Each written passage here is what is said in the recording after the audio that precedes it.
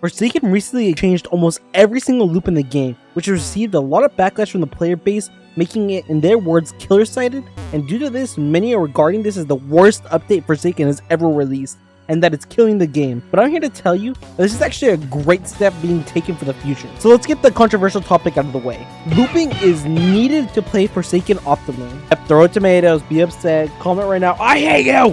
It's alright. While you may think it's annoying that survivors should at least try to, rely on some teamwork, that is really unrealistic, and survivors should at least have something to keep stalling besides their abilities. Combined with the fact that looping isn't even some weird technique that's unbeatable, and all it really does is prevent you from running into a dead end. It's not like you're magically unhittable and the killers will eventually catch up to you, but there is a huge problem that used to occur. The problem I'm talking about, it's the old Forsaken loops that were too powerful and allowed you to loop almost a whole match with little to no counterplay. Some examples of these loops were the Pirate Bay Rock, the door on Beach House Paradise, and the graveyard on York's resting place, just to name a few. The problem with these loops is that you didn't even have to do anything to actually run them efficiently, and a horrible player would even be able to do it. The reason for this is because there was really no mind game potential, and if the killer tried to cut you off, all you had to do was go the other direction. Combined with the fact that there was usually thick or see-through walls, it made moves like Nova impossible to land, and you're definitely not hitting a Void Rush. This means that some killers like Noli had to basically pray, since he had nothing to do against strong loops, and there was just no good way to stop them. Almost every character in the game would struggle on these loops, except 1X, but he had his own loops that he struggled on a lot, like the hill loop on the Ultimate Assassin Ground map. Even if you were able to kill a survivor who ran a loop for, let's say, 2 minutes, there is zero reason for anyone to avoid this loop for the rest of the game. And this is imagining that there's no help. Now imagine if you have a full team of Sentinels stunning you on a strong loop where your pathing is predictable, and you can see why this is such a horrible problem for any killer against a competent survivor team. The only killer who was able to stop these loops was Jane Doe, but if you're just not using him, then, well, I hope you got your tennis shoes on because you're going to be chasing for a while. You may be wondering, so what makes Forsaken and Dead by Daylight looping so different, since they are quite similar? But Dead by Daylight has a system that naturally makes the killer start to run faster towards you after being looped for a while. Plus their abilities, and the fact that once you throw down a pallet, the loop is basically gone and it creates a dead area. Meanwhile, Forsaken only has stamina management and hopefully the use of an anti-loop ability, like Raging Pace, Nova, or Cool Kid Means, or maybe Corrupt Nature. The problem here is that on these strong loops that I brought up, they were so giant and overpowered that Nova was impossible to hit, Corrupt Nature was probably not going to happen due to you have no vision, and Raging Pace just wouldn't be enough. Meanwhile, in Dead by Daylight, if you're looping well, you'll be able to stall some time, but you'll eventually get caught due to the system. But you could spend a whole round of Forsaken chasing the same survivor, and if you're never able to use your ability, then you might just not catch them for a good 3 minutes.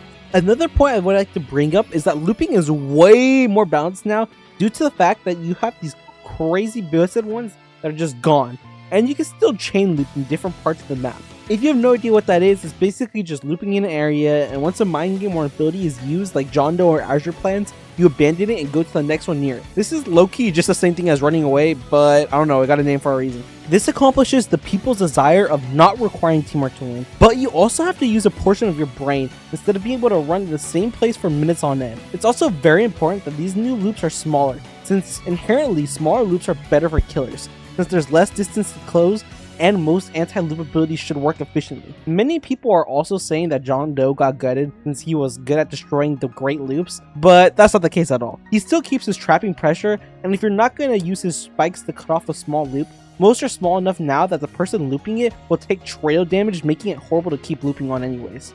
This applies to every killer in the game. Now that the strong loops are gone, if the survivor makes a mistake, you're actually able to punish them. Whereas before, if the survivor didn't hug it tight enough or, stamina managed poorly, sometimes the obstacle was so in the way and huge that there was actually nothing you could even do about it. Another reason why it may seem that looping got completely gutted is due to the fact that this update was actually released in the Azure update, which created the best anti-loop character currently in the game. When you combine both of these factors of a huge change to the game and a killer who counters the gameplay loop that most people are currently used to, it makes looping overall feel pretty useless, and the devs ruined it.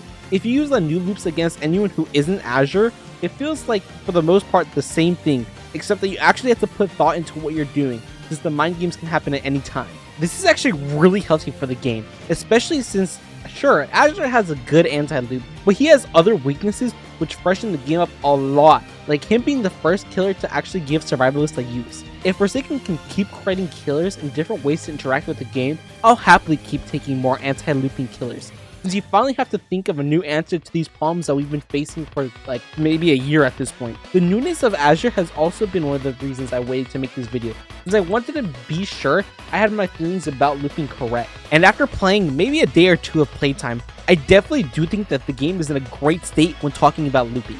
I'm not here to discuss the balance of characters or anything, but the frustration that could be had when playing killer and having to go into these horrible loops was completely gone.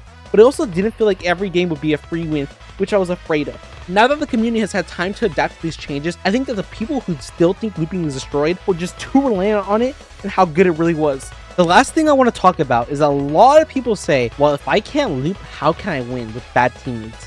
And that's a very interesting dilemma. The problem here is that you actually shouldn't be able to win a whole game alone unless you are genuinely tiers above the enemy. Being able to win LMS alone makes sense, you know, since that's the whole point of giving the last person a chance. But if the killer has 3 minutes on the clock, you should not be able to stall them the whole game, and you should die. I know this isn't what most people want to hear, but it's the truth, and you guys should really be rewarded for using teamwork to survive. As I mentioned before, imagine you're a Noli who's chasing a survivor for 2 minutes, and you finally get them killed only for another guest, who is already a pain to chase by the way, resume on the same loop, and he's getting help this time. What are you going to do in this situation? I know what I would do. If losing because your team bothers you, then welcome to team-based games. Of course, I'm not saying you should never win, because like I mentioned earlier, if you're way better than the other killer, you should be possible to win, but most people aren't, and that's entirely okay. But relying on these OP things made it a crutch, and it just proves why this was more of a good decision than it was a bad one. So let me know in the comments, what do you think of looping? After all the information and all the points I've given you, I want you to make your own opinion on this, because I've seen so many different creators or people talk about their opinions, but I think it's time for you to tell me what you actually think. If your answer to this is destroy all looping, I'm going to be brutally honest with you, that is not happening. In almost every single ASIM, looping is always an option. Even think of Among Us running around the table trying to call the meeting. This is something that's crucial to these games because all you're doing is making it so you have a path to run. So make sure to keep that in mind. That's not leaving. But besides that, I put a lot of hard work into this video, so I would really appreciate if you would subscribe and like the video. And maybe if you're feeling quite nice, comments, I don't know. And make sure to type right now, Milcora?